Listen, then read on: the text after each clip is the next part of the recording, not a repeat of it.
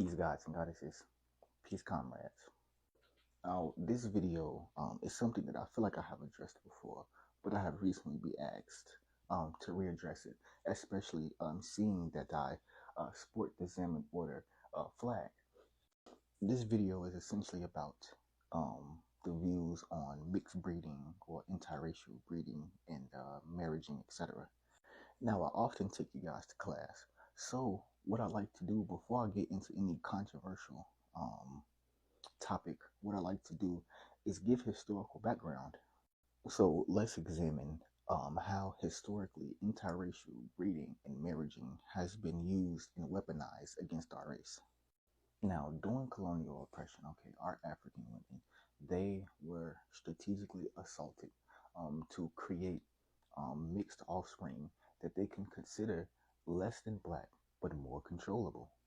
And what this also did was break the lineage, because as you know, our tradition as a race is oral tradition. This is how we pass down our spirituality and our intellect.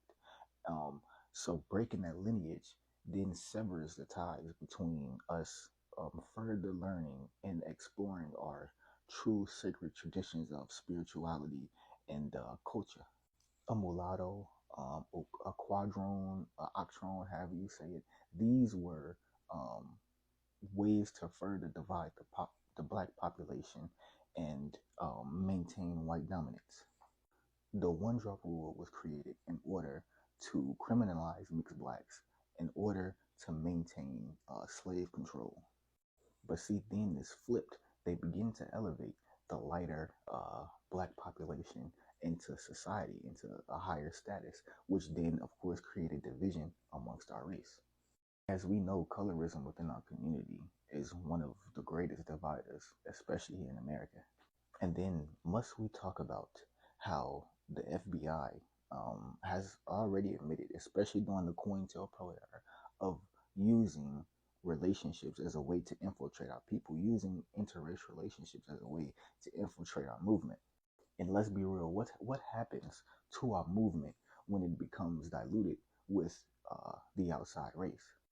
What happens is it goes from black power, black liberation, to all human rights, to all human liberation. And so the modern consequence, now we're not talking history anymore. We're talking about the current time as I make this video. The current issue that we have is that a lot of the mixed children do not identify with blackness.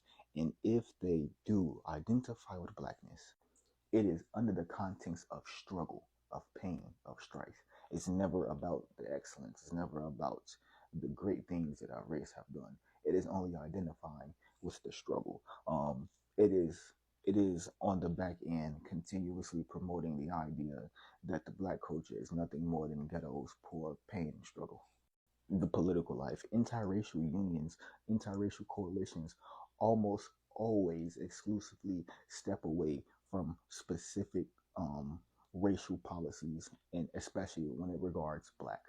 And then this brings me here. Yes, the black race must maintain a pure bloodline. We must maintain the purity of our blood. African blood is the most ancient historical DNA on this planet.